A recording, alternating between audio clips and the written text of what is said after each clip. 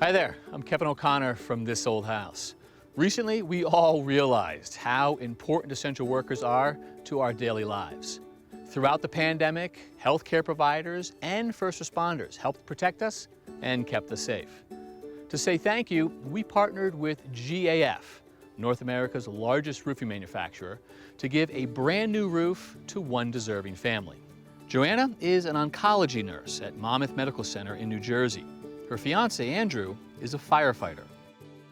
During COVID, our entire unit was transformed into a COVID unit. So it became a whole different kind of nurse overnight. My patients don't have family members that normally care for them. They can't have visitors in the hospital. So I'm their family too. I'm actively caring for people all the time, and that's what I like to do. I didn't even know we were entered into the contest. My brother-in-law, Nick, he's a big fan of This Old House. He entered us because we were both first responders. I'm a nurse, Andrew's a firefighter. I almost didn't believe it when I got the emails because, who wins a roof? It's not something you win.